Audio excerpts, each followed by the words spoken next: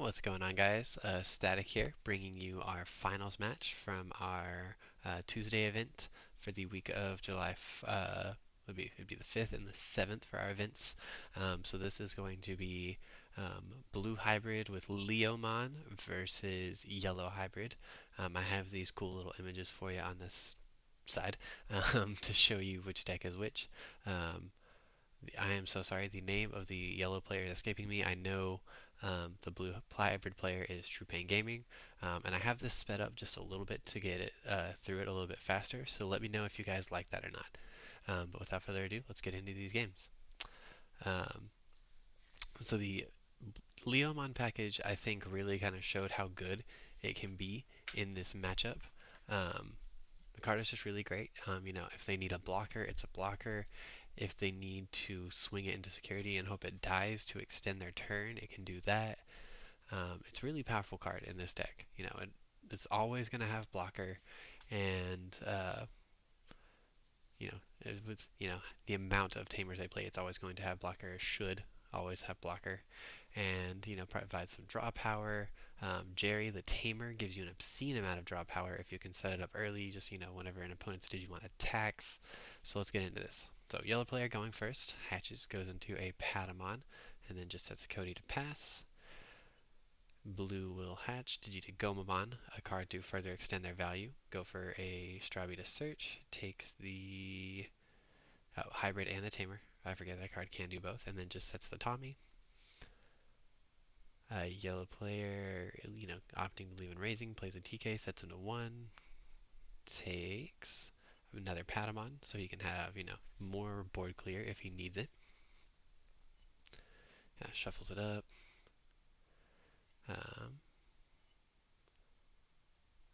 Okay, so blue here, going to leave and raising and swing. Hits a Kari. And then just digging to Leomon, sorry for the camera blur here,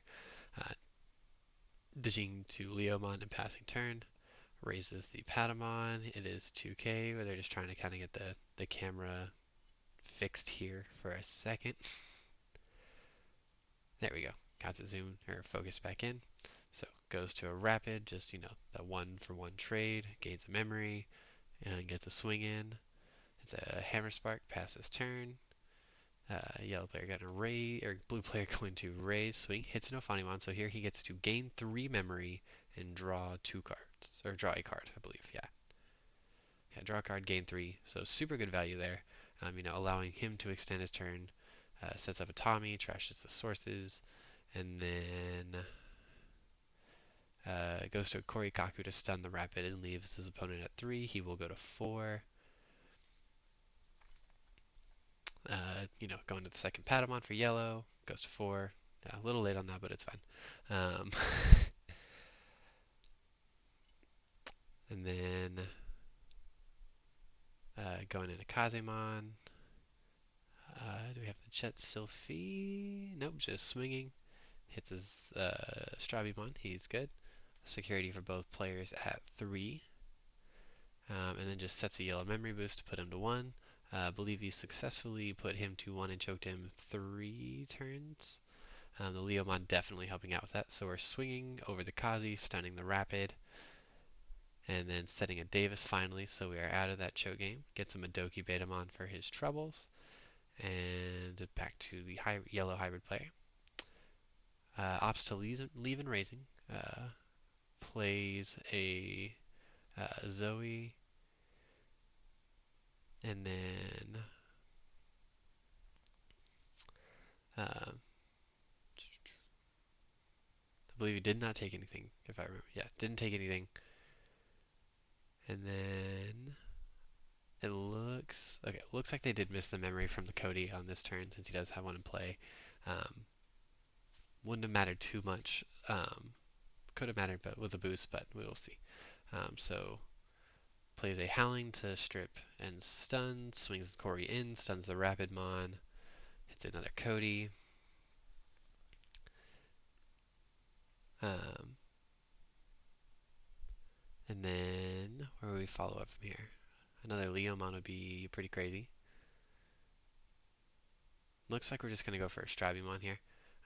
Keep digging. Takes a Sora and Joe, bot decks the, I believe, second Azulong and another Leomon here.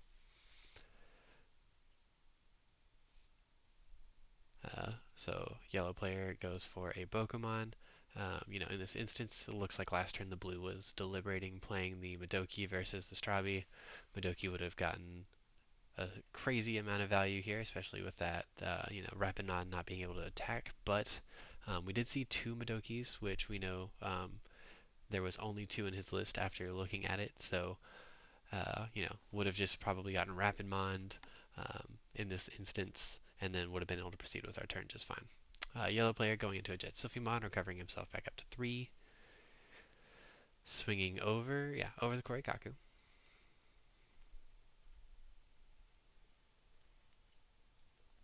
Pops a boost, goes back to 4. Because of the Kari,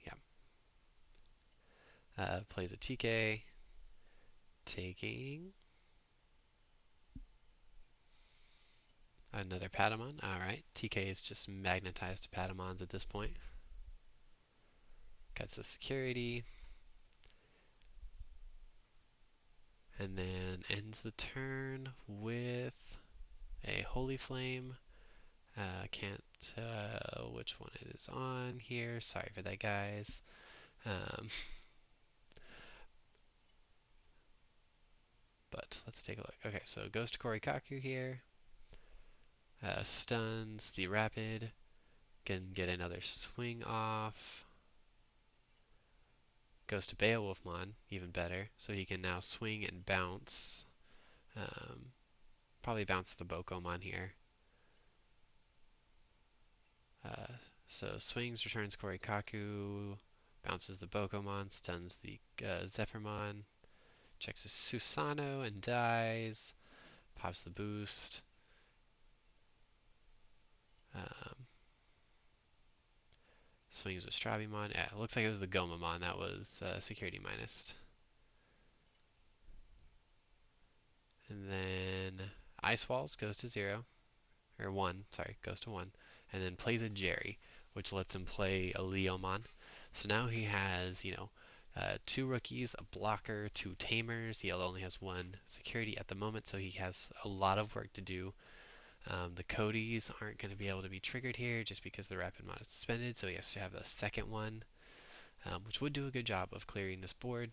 However, it does pass turn, or no, he goes to 5.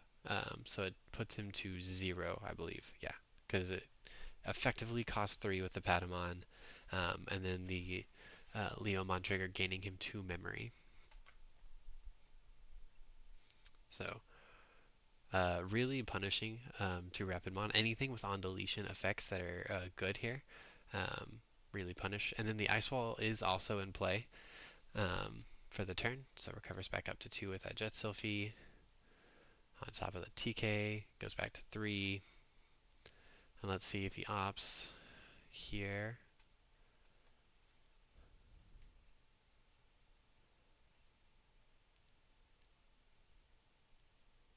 Yellow player tanking for just a second.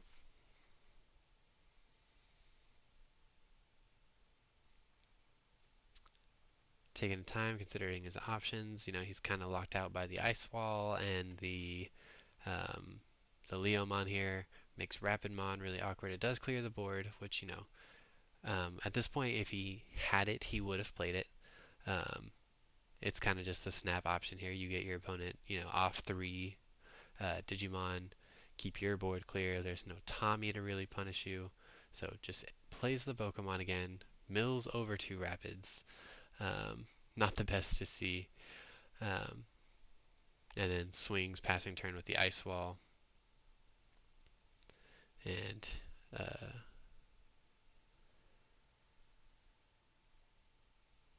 okay. And then just blocks the Leomon to progress his turn. So here we'll probably just see him go in with the rookies first. Does he raise or just... sorry, I missed if he digivolve that. Sorry, guys. But swing, swing, and then go into a hybrid here. Not a bad play at all. So swings, hits a reinforcing, swing, It's Wyverns, doesn't matter, has the other hybrid, yeah. And then we're going to a game two. So, blue hybrid taking game one, that Leomon having, um, a very large impact on that last turn. Um, I don't know. I guess it had a good impact. The ice wall already mitigating the swing there, but the block just keeping him up and guaranteeing him that, if something did die on the first swing with one of those rookies, that he would have the memory to go into the second hybrid by being at 4. So, it had a lot of potential value there. And the card's just free. Draws you cards, it's blocker, saves you life. Really solid addition to this deck, and I am really liking it. So going into game two here, we will see who opts to go first. Let's see. 5 and 5. Alright, let's take a look here.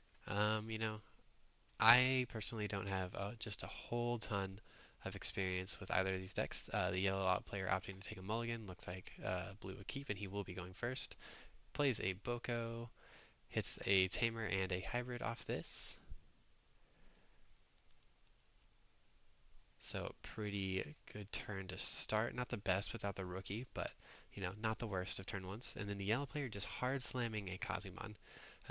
Could be a slight indicator that this could just be a really fast game. If his hand is kind of bricky like this, we don't know what the mulligan was. He could have, put a whole bunch of tamers to the bottom. Blue player takes a Kori Kakumon to start things off, putting his opponent to 2. He'll raise, swing with the Patamon, checks Kumamon dies. Do we check with the Kazi or do we digivolve to Jet Sylphie here?